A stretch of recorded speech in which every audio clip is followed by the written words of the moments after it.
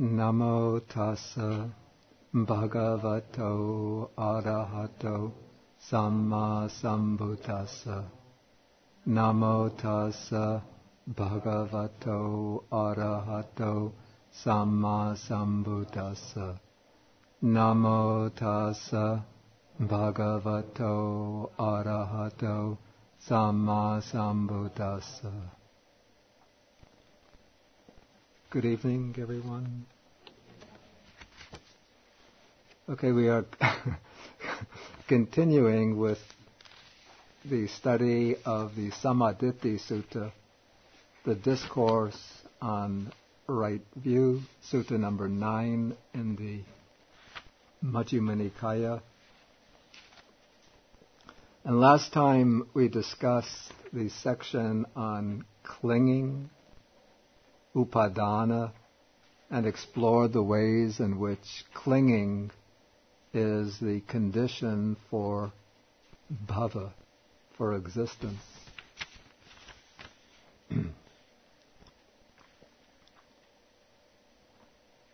And in that section on clinging, it is said that craving, tanha, is the cause for the arising of clinging. But before we explain that, we will take the section on craving and see how craving is analyzed. So that takes us now on to page 138, and we are in section 36 is just preliminary, but we really start with section 37. When, friends, a noble disciple understands craving, the origin of craving, the cessation of craving, and the way leading to the cessation of craving, in that way he is one of right view and so forth, who has arrived at this true Dharma. Okay, this is the condensed teaching, the Udesa. Now we go into the elaborate teaching, the explanation. Paragraph 38, what is craving? What is the origin of craving? What is the cessation of craving?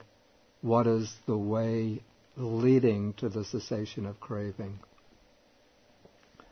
Then the answer, there are these 6 classes of craving. Craving for forms, craving for sounds, craving for odors, craving for flavors, craving for tangibles, craving for mind objects. With the arising of feeling, there is the arising of craving. With the cessation of feeling, there is the cessation of craving. The way leading to the cessation of craving is just this Noble Eightfold Path, and so on. Okay, here we have craving analyzed or classified according to its objects. But there is another way of analyzing craving, and that is, we can say, according to type. But let's backtrack a little bit to the types of clinging.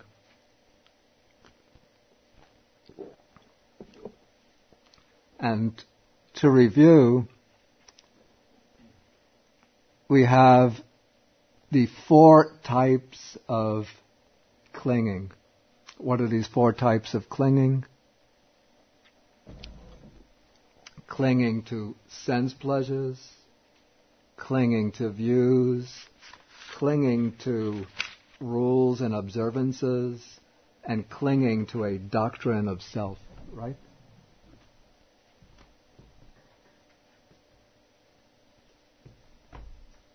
And clinging arises from craving.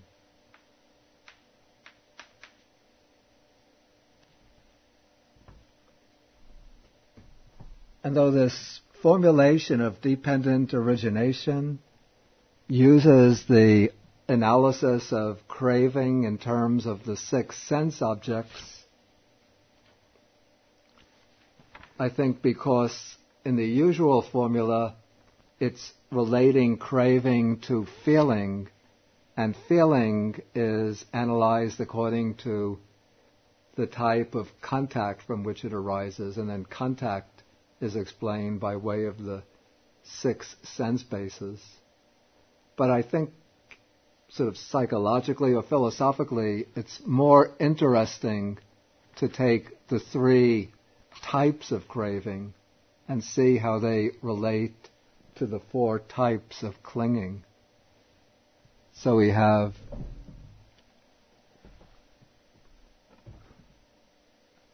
there's always this problem with the recorder. We have the craving for sense pleasures, craving for existence, and then craving for non-existence, or craving for annihilation.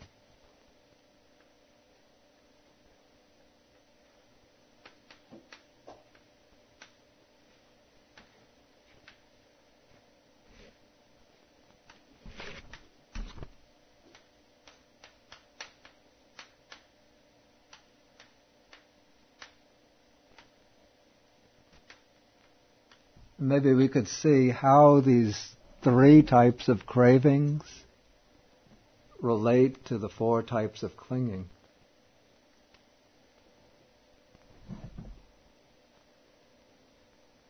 Okay, craving for sense pleasures, how would that relate to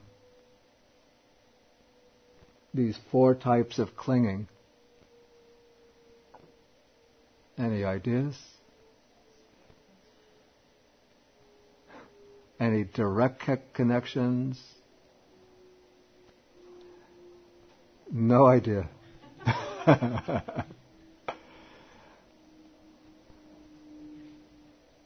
Let me call Professor Han and tell him that... Oh, no need to call him. He was already watching in on this special device that Venerable Watching has put on the computer. Yes, Professor Han, your pupil doesn't have any idea.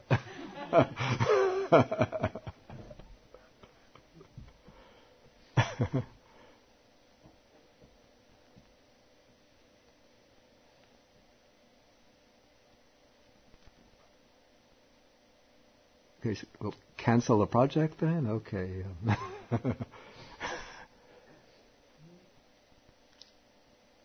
So, anybody have any idea?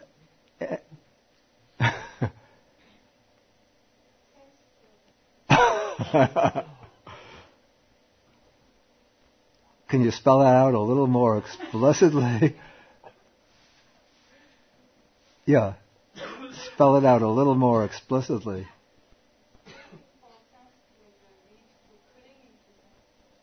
Okay, good, very good idea. Okay.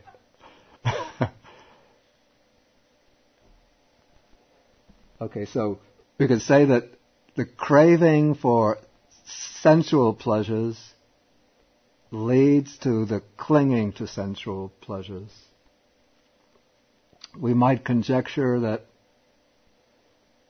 here that the craving is desire in the stage when one doesn't have the object, and then clinging is the holding to an object that one has already obtained. So in that way, we could see some distinction between the two in terms of the way desire operates at different points in time.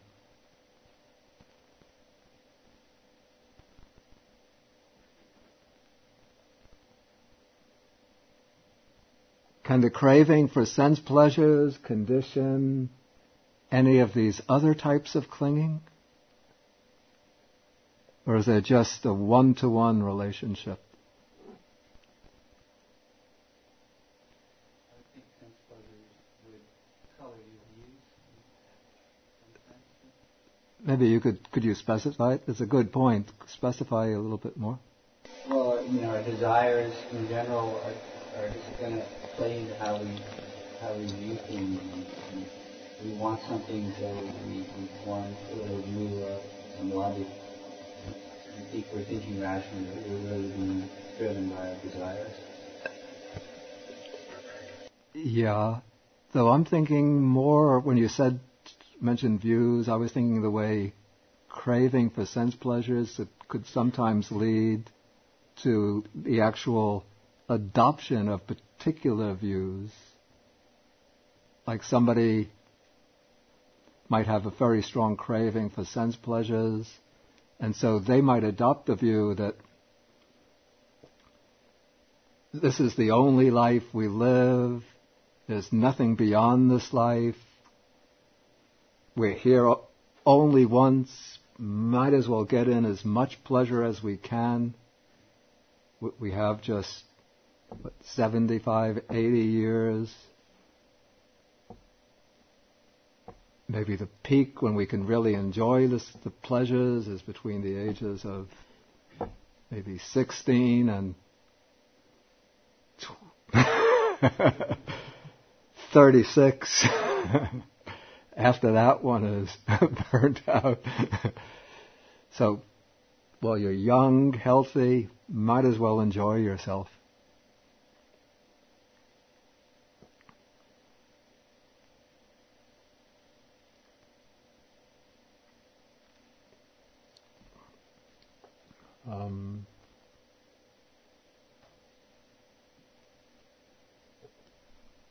We might go on in other ways, but let's just move on to...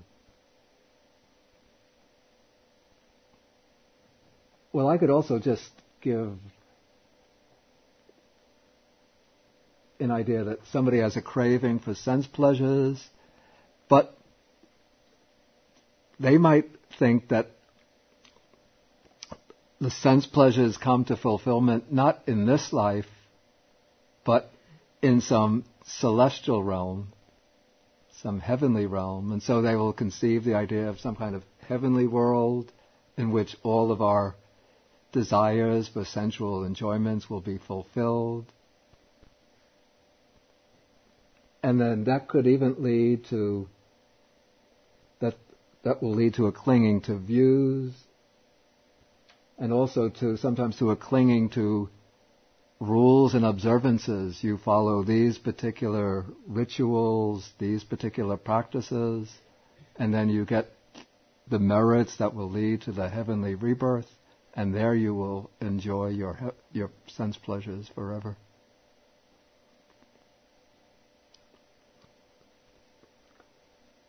Okay, craving for existence will condition which particular types of clinging especially?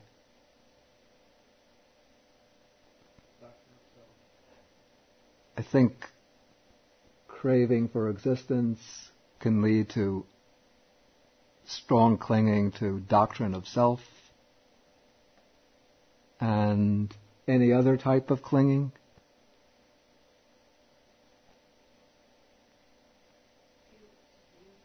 The clinging to views.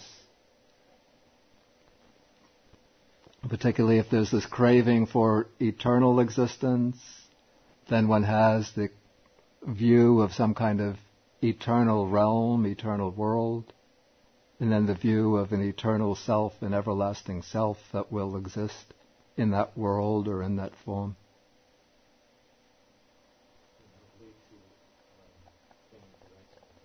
It could.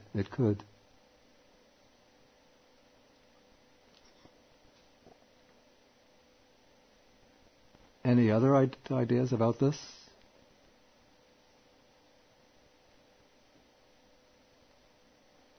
Our learned visitor from Germany.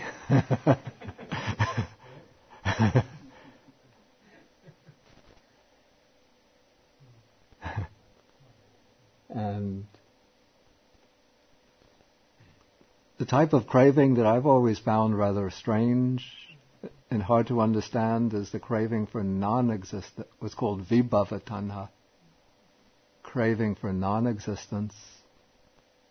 It's always seemed to me like somewhat like the odd man amongst the types of craving.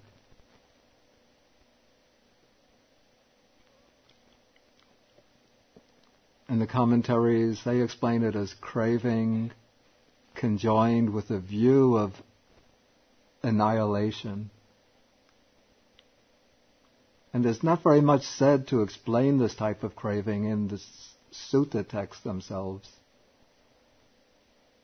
But there's one passage, or at least a few passages, which seem to support that there are some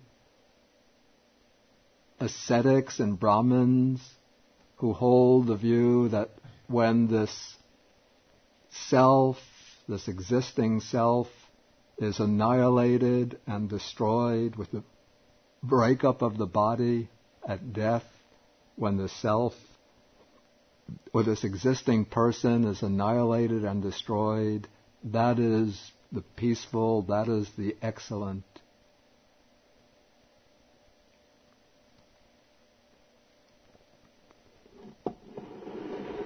So I just see this type of craving. Could that be like similar to materialism, where it's believed that after the physical existence, after the physical existence dies, that there's just nothing? In this famous sutta called the Brahmajala Sutta, the discourse on the net of views,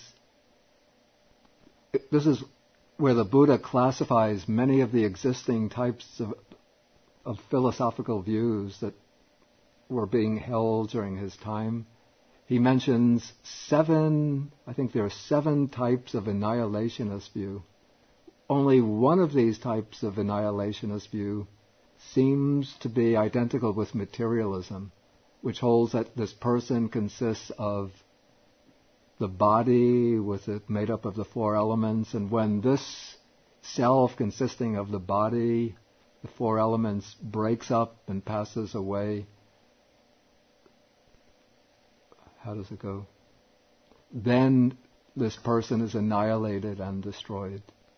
But other types of annihilationist view posit successively more subtle types of self. And then they say when that self is annihilated and destroyed, or when that self, how does it go? I forgot exactly how those views are formulated. But they speak of complete annihilation as occurring when those successively more subtle selves are annihilated.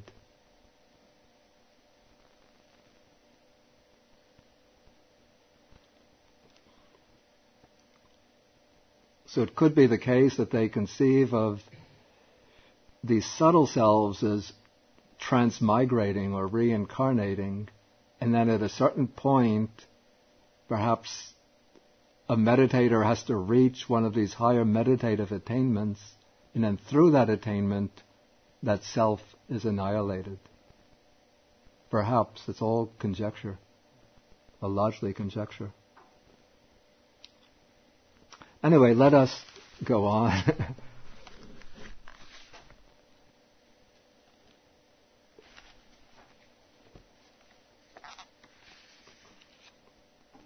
So we can see that there are different ways in which craving can serve or function as a condition for clinging, for the different types of clinging. Okay, and now we come to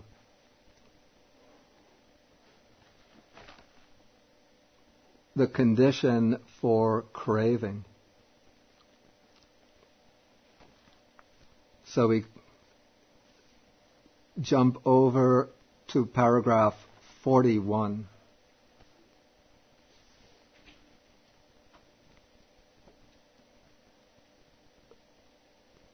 when, friends, a noble disciple...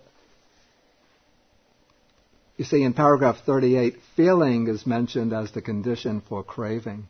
So now the next section of the discourse takes feeling as its subject of investigation. So taking section 41, when, friends, a noble disciple understands feeling, the origin of feeling, the cessation of feeling, and the way leading to the cessation of feeling, in that way he is one of right view, and so forth, who has arrived at this true Dharma. Okay, then the analysis, and what is feeling? What is the origin of feeling? What is the cessation of feeling? What is the way leading to the cessation of feeling? Okay, there are these 6 classes of feeling. Feeling born of eye contact, feeling born of ear contact, feeling born of nose contact, feeling born of tongue contact, feeling born of body contact, feeling born of mind contact. With the arising of contact, there is the arising of feeling. With the cessation of contact, there is the cessation of feeling. The way leading to the cessation of feeling is just this Noble Eightfold Path. That is right view up to right concentration, and so on. Actually, I just realized that for the next 3 sections, it's easier to begin with the sixfold base and work down to feeling. Otherwise, I have to somewhat go backwards in my explanations. So let us jump ahead to section 49. We'll take the sixfold base, work down to feeling, then from the sixfold base we'll work back in the series to nama rupa, mentality, materiality. Okay, so now we're in 49. When, friends, I'm sorry for the inconvenience, folks. When, friends, a noble disciple understands the sixfold base, the origin of the sixfold base, the cessation of the sixfold base, and the way leading to the cessation of the sixfold base, in that way he is one of right view. Okay, the short teaching, the elaboration. What is the sixfold base? What is the origin of the sixfold base? What is the cessation of the sixfold base? What is the way leading to the cessation of the sixfold base?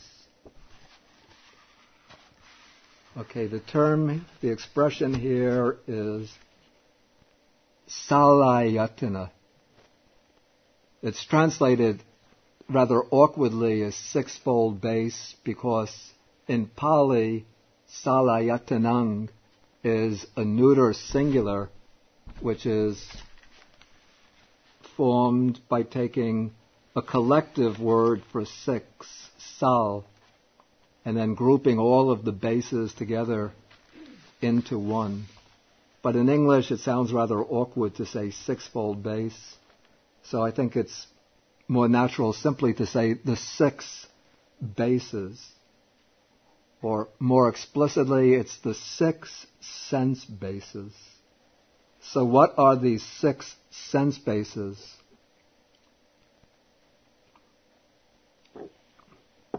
We call them the eye base, the ear base, the nose base, the tongue base, the body base, and the mind base. The important word is, the Pali word is ayatana.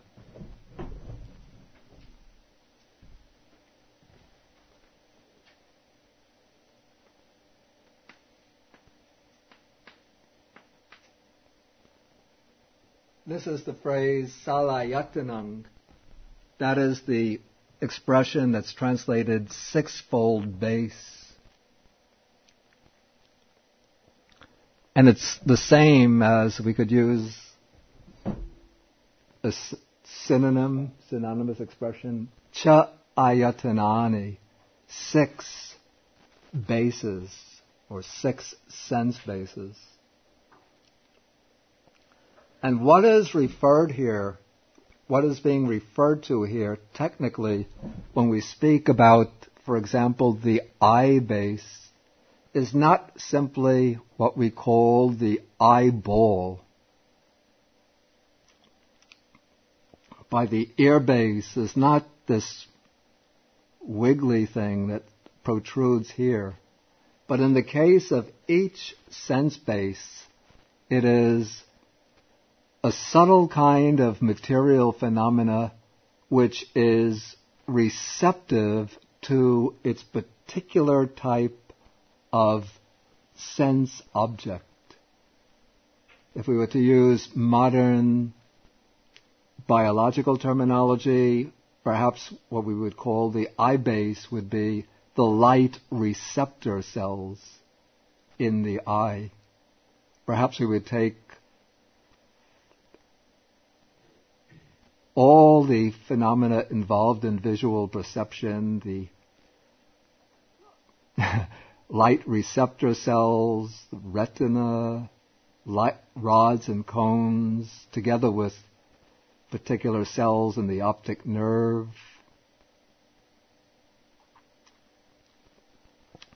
In terms of the classical Abhidharmic analysis of what is meant by the eye base, an expression is used, pasada rupa, which means, I think if we were to find a suitable translation, we could call it the receptive material phenomena. Literally it means transparent or clear material phenomena. And in the Abhidhammic way of analyzing the bases, this pasada rupa, this clear or transparent phenomena, these are the phenomena that are receptive to each of their respective types of sense objects. I'll write that expression, pasada rupa.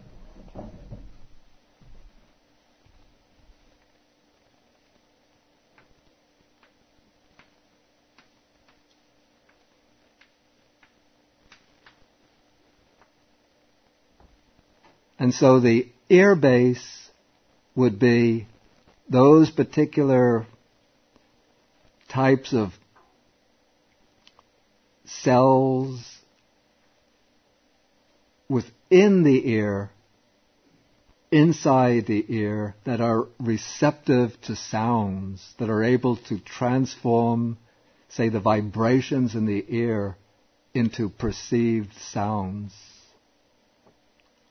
And what's called the nose base is not this thing sticking out here, this protuberance here, but it would be particular type of pasada rupa, sensitive matter, someplace located deep inside here, which is receptive to odors, to sense, and is able to make those scents available to consciousness so that they can be perceived as odors and as scents. And what is meant by the tongue, again, would not be this, or not this whole organ that sticks out here, but it would be the types of sensitive material phenomena on the surface of the tongue that are responsive and receptive to the different tastes, to different flavors, and that are capable of responding to those tastes and making them available to consciousness. Similarly, what's meant by the body base is not the entire physical body, but the body base runs through the entire say, surface of the skin, and also it runs within the body, throughout the whole body. It's that aspect of the body which is sensitive to tactile sensations. That aspect of the body, that bodily sensitivity, which is capable of responding to tactile sensations, of receiving tactile sensations, and making them available to consciousness. So when one speaks of a base, what is meant by a base is a base for the arising of consciousness. The sixth base is somewhat a little problematic one.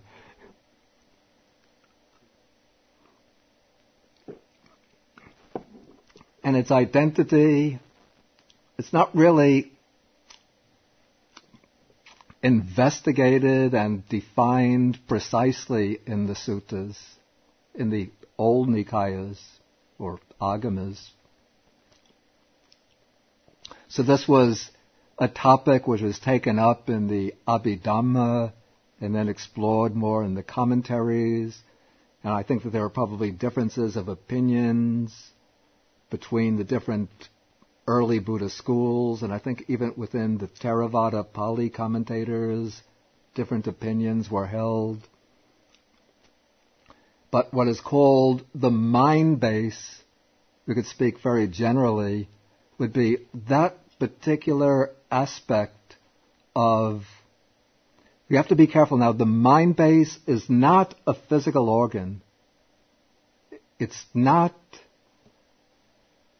something like the brain, and it's not identical to what was called the heart base, which the ancient Buddhists or medieval Buddhists conceived of as the basis for the functioning of the mind. But the mind base would be, we call it a basic, very simple mental function which precedes the arising of mind consciousness, and so can be seen as the door for the arising of mental consciousness, or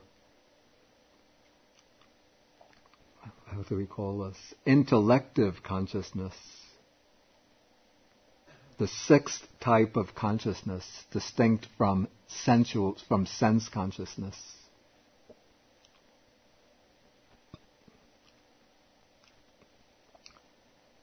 And each one of these, these six bases collectively are called internal sense bases, because they can be considered as pertaining internally to the person. They pertain to ourselves. Each of these six pertain to our own psychophysical organism.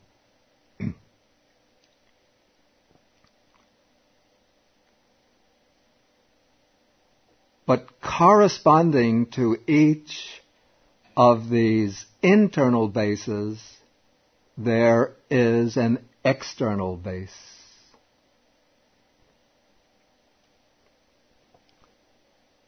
So corresponding to the I base, what is there? What is the external base?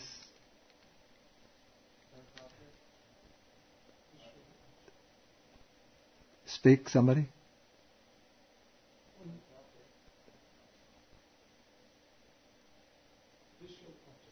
Visual object, or usually we call it form. The visible form base, rupayatana. Corresponding to the ear base, it's too obvious, I won't even ask. Sound base. Corresponding to the nose, odor base. corresponding to the tongue, taste base, flavor base. Corresponding to the body, this is an awkward expression, tactile object base.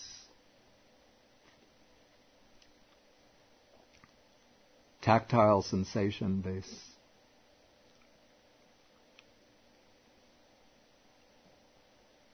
And then corresponding to the mind base, what is there?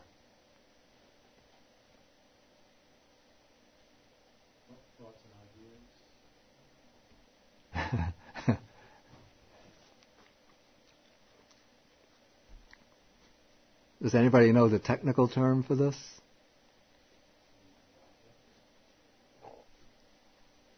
Yeah, this is one translation used, mind-object base. Excuse me? No, we've already had the answer. Mind-object base, mental phenomena base. In Pali it's called, we use this word, Dhamma, the word Dhamma, which means the Buddha's teaching or the law of reality. Here it's used to mean the objects of mano, the objects of mind. Dhamm ayatana, the base of dhammas. Here Dhamma has the sense of just about whatever can be known by the mind apart from the senses, or even through the senses, what can be abstracted from sense phenomena.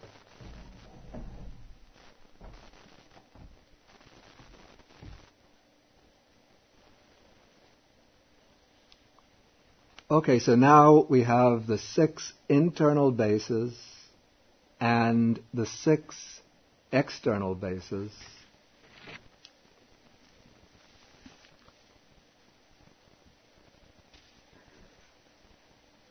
And this provides us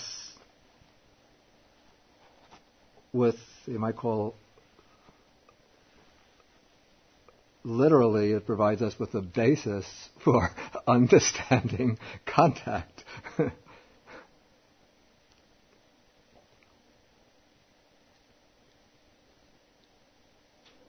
Because it is through these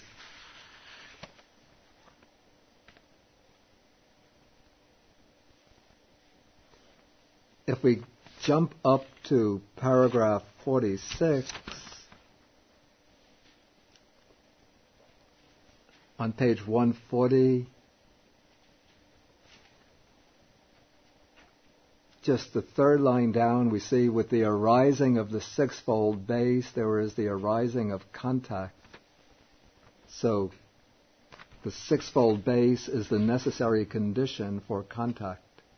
So now let's go into the section on contact, starting with paragraph 45. When, friends, a noble disciple understands contact, the origin of contact, the cessation of contact, and the way leading to the cessation of contact, in that way he is one of right view who has arrived at this true Dhamma.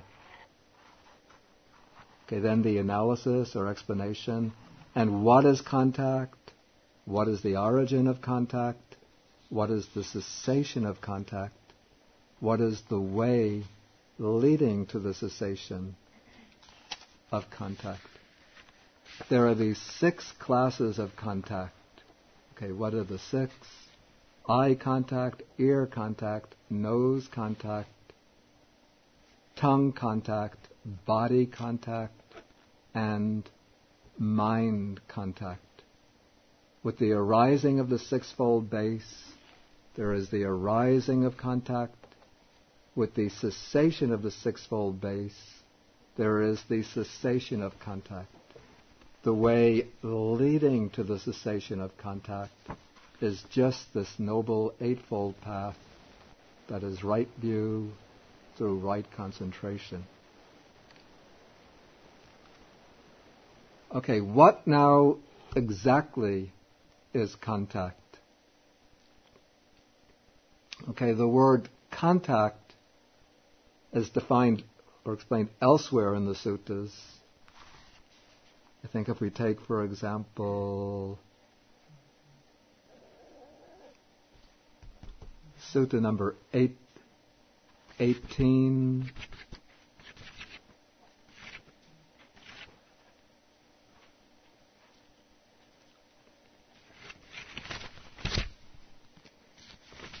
This is the Honey Bowl Sutta, paragraph number 16, page 203.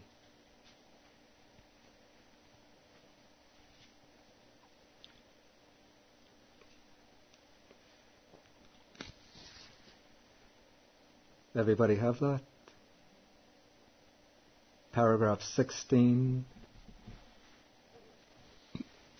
Okay, dependent on the I and forms, I consciousness arises. Okay, the I is the internal base, forms are the external base. I consciousness, we haven't had consciousness yet brought in our sutta, but I consciousness is mentioned here. The meeting of the three is contact. Then we will see with contact as condition there is feeling. That's as far as we have to go here, except we go over to the next page to bring in the other sense bases.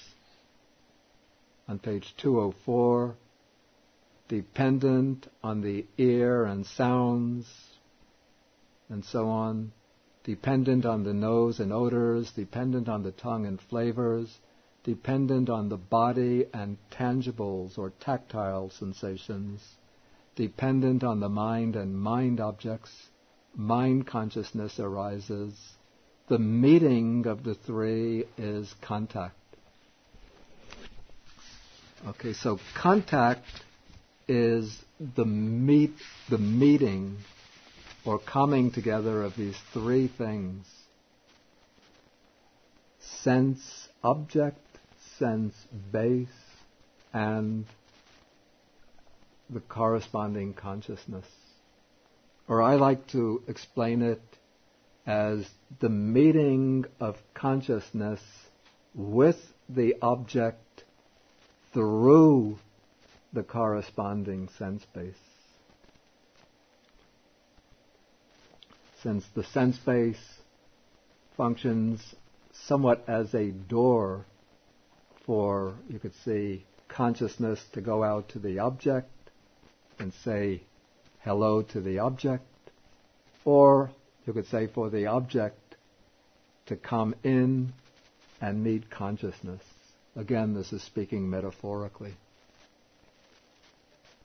But in any case, we have these three things coming together, and their meeting, their encounter, is what we call contact.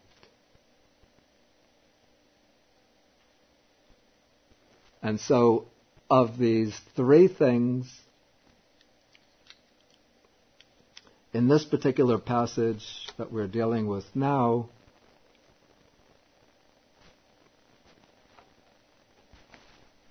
contact is said to be based upon the sixfold base, because the sixfold base is actually the means by which consciousness can meet the object and deal with the object. If, for example, the eye is injured and can no longer function, then we might have a functioning mind. There might be visible forms, but eye consciousness doesn't really arise, and so there's no seeing of any forms. If the ear is damaged, then sounds can be taking place, but there's no real ear consciousness taking place, no meeting of ear consciousness with the sounds. So, the six sense bases are the indispensable condition for the occurrence of contact. And it is when one acquires a particular these 6 sense bases that contact with the world of sensory phenomena takes place.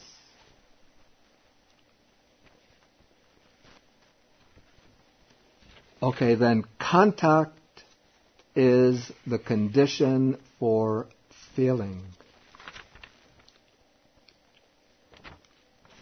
Here we move into paragraph 42.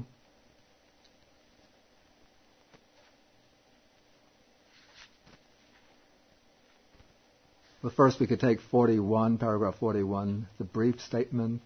When, friends, a noble disciple understands feeling, the origin of feeling, the cessation of feeling, and the way leading to the cessation of feeling, in that way he is one of right view and has arrived at this true Dharma. And what is feeling? What is the origin of feeling? What is the cessation of feeling? What is the way leading to the cessation of feeling? Okay, there are these 6 classes of feeling. Now notice, this is the important point here. Feeling is going to be distinguished in terms of the contact through which it arises. Feeling born of eye contact. Feeling born of ear contact. Feeling born of nose contact. Feeling born of tongue contact, feeling born of body contact, feeling born of mind contact. With the arising of contact, there is the arising of feeling. With the cessation of contact, there is the cessation of feeling. The way leading to the cessation of feeling is just this Noble Eightfold Path that is right view to right concentration.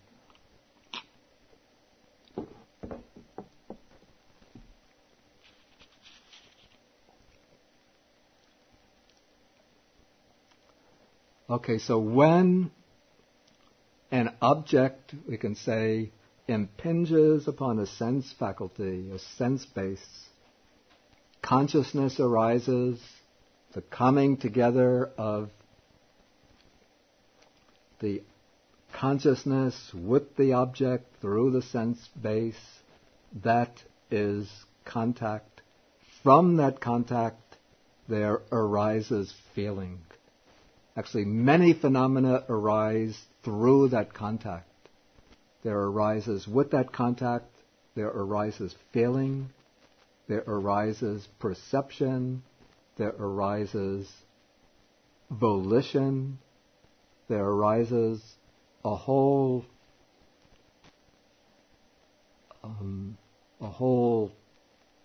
congeries, a whole nest of mental phenomena.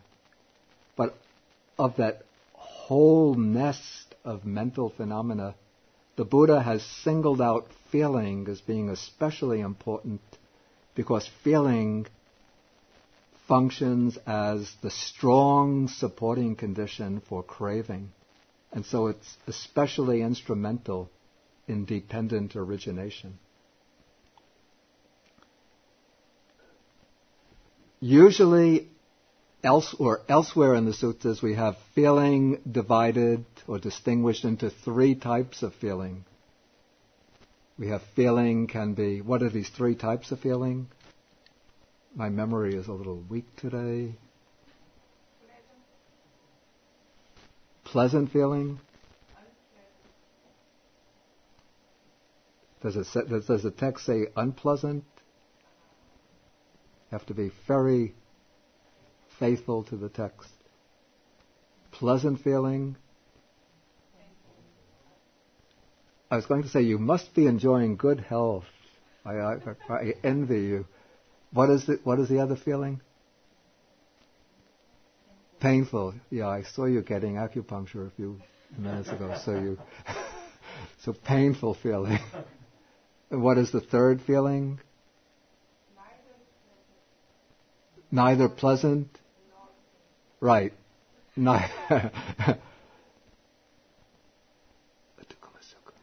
Neither painful nor pleasant.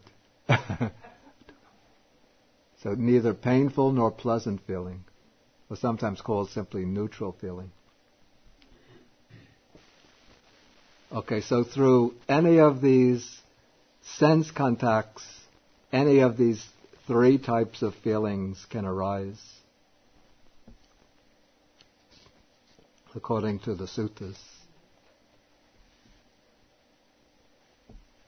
Okay, now moving from feeling, then we move into craving. We come back, we rejoin craving, which we left about a half an hour ago. In paragraph 38, coming down about 5-6 lines, with the arising of feeling, there is the arising of craving. With the cessation of feeling, there is the cessation of craving.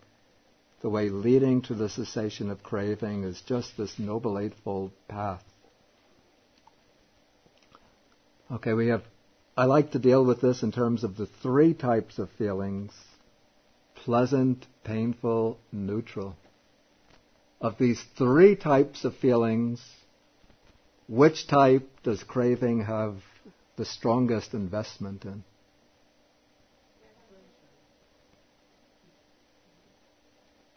Pleasant feeling, right? Does craving have any interest or concern with the other two? No? What happens if one is in pain?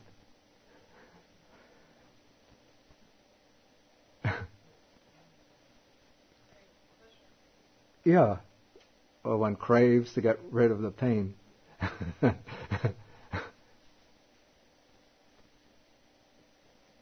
Okay, so look at it in a kind of general way. We could say that even in relation to painful feeling, the craving can arise.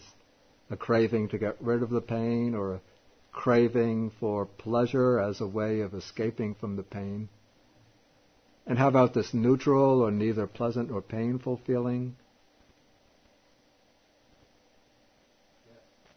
How?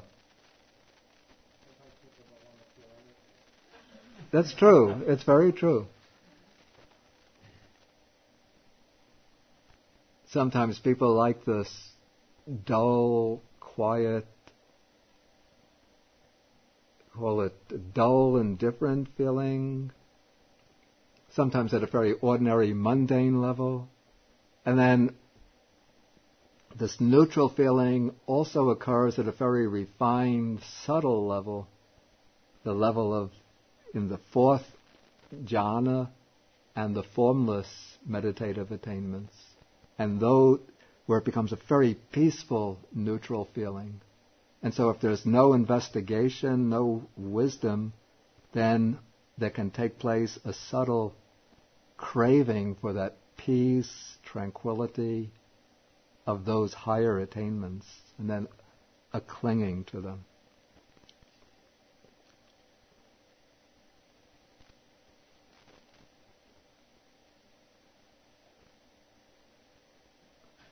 Now, this link between feeling and craving is a very, very important one, because this is the link in the series of dependent origination, at least one of the places where the forward movement of dependent origination can be broken.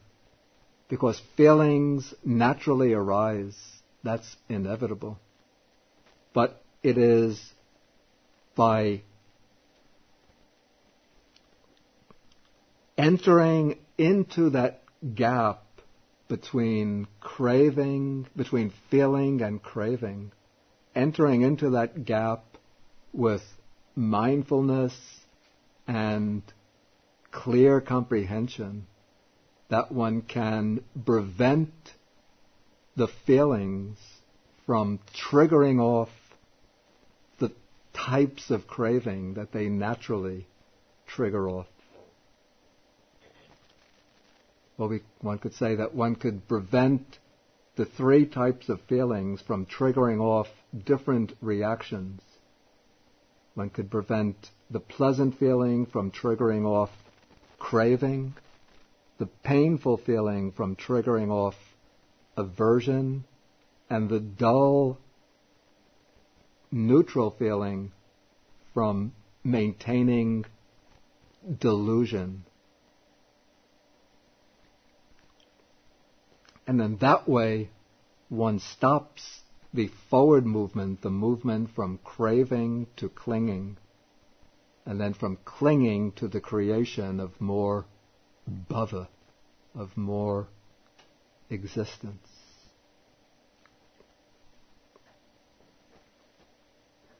Okay, maybe we stop now and then ask if there's any questions.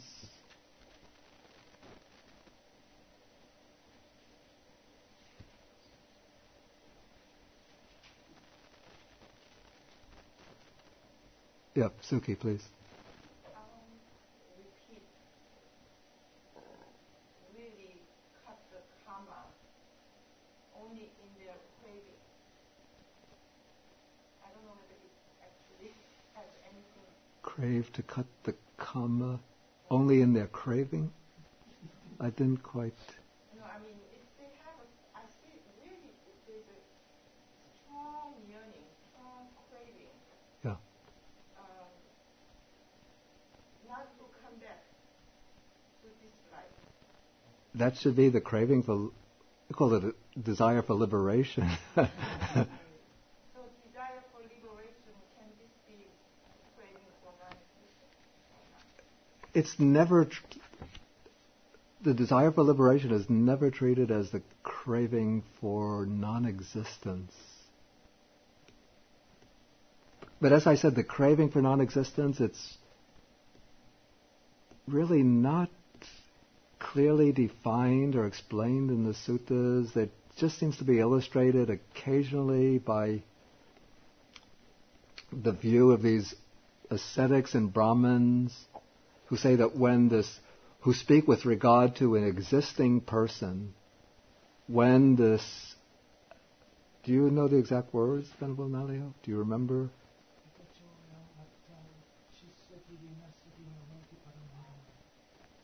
From the beginning? With the self, it said with regard to a self. Okay, so it's when the self is cut off, annihilated, and exterminated, and doesn't exist anymore.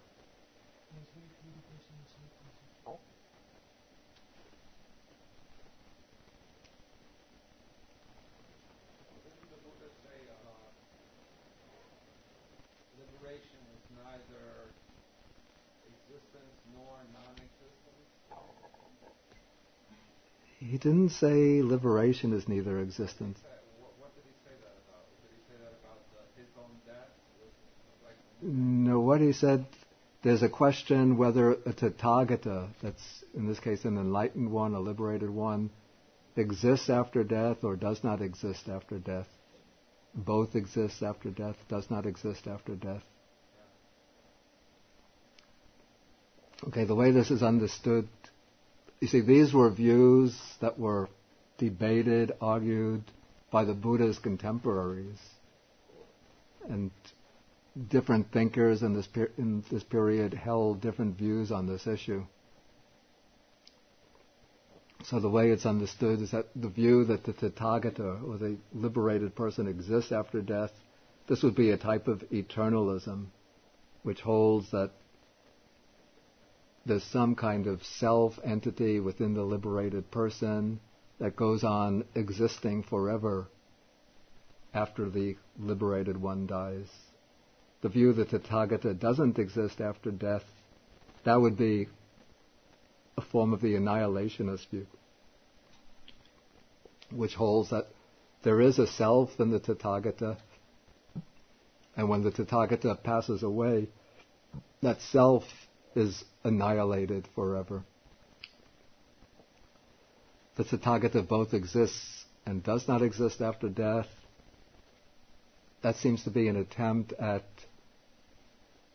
a syncretic view, a view which combines aspects of both the eternalist and annihilationist view. Don't ask me how that is done, but there were those who tried to do this. And then the view... Excuse me? It's in the scriptures that it says that the Buddha says, after death it would not be right for me to say that I do exist. Somebody's asking him questions about that. The Buddha always just says, to say this doesn't apply, to say that doesn't apply.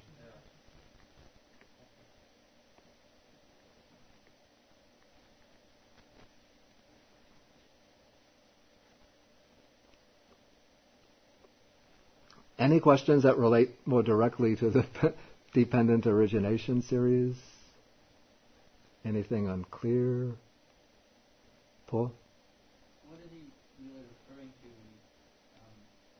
with the cessation of feeling? Yeah, that's a good point.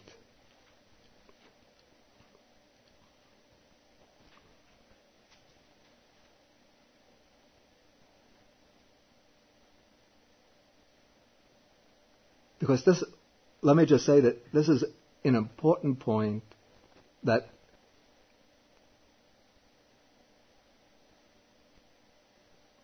craving to cease does not actually require feeling.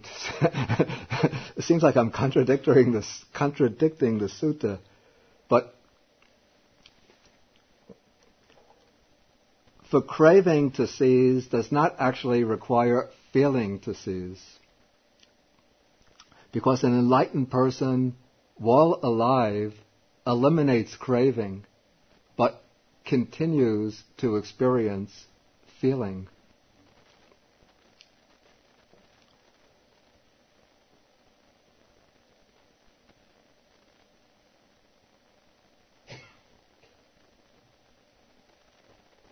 I have to say I'm a bit stumped by this.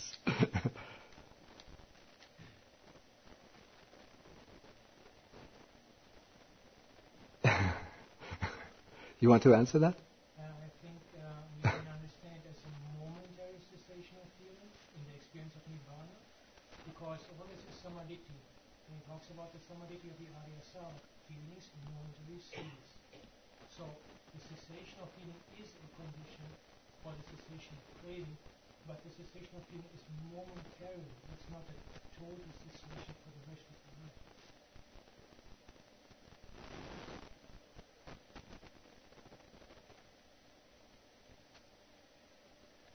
So within this momentary nibbanic experience, with the cessation of that feeling, The Arya Samada has experienced the cessation of dukkha, the cessation of feeling, the cessation of all that, and that very experiences but not suffer craving. Step by step. okay, that's a way to explain it.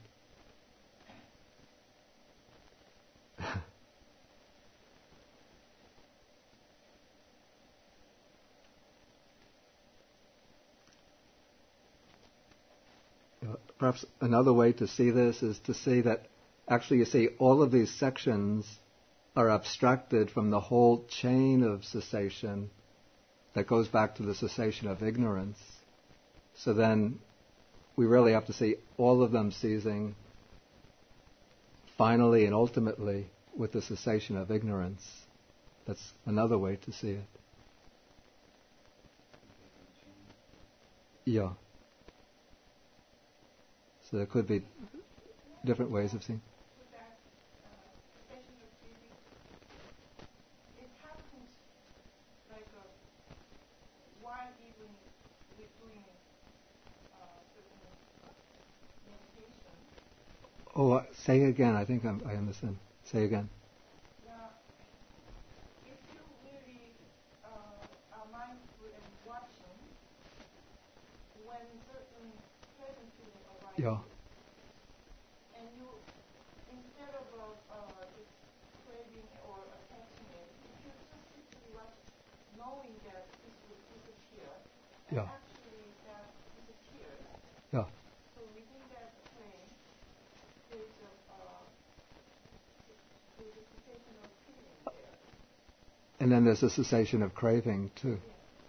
Yeah, that's a good way to understand it. I don't know whether that is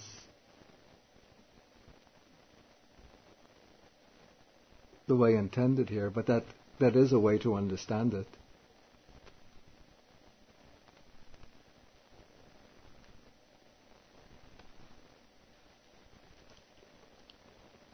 So this maybe is more a case that when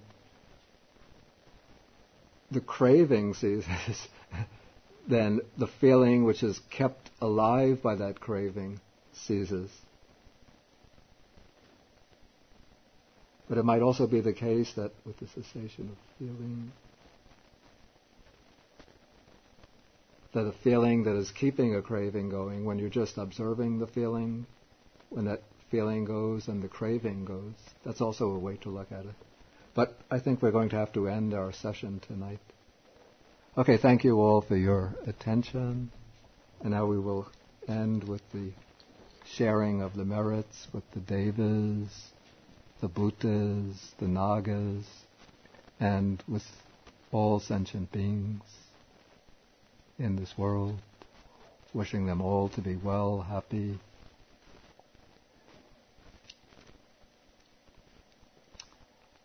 Akasata chabumata deva naga mahitika punyantang anumoditva chirang rakantu sasanam.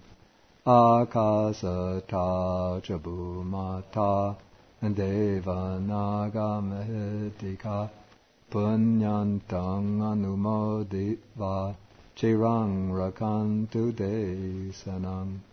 Akasata chabumata deva naga mahitika punyantang anumoditva chirang rakantu mang parang. Etavata cha amhehi sampadang punya sampadang sabbe deva anumodantu sabba sampati siddhya.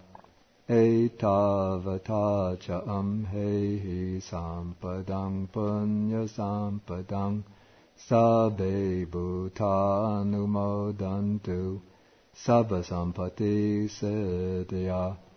Etavata cha amhehi sampadang punya sampadang sabbe satanumodantu sabba sampati siddhya.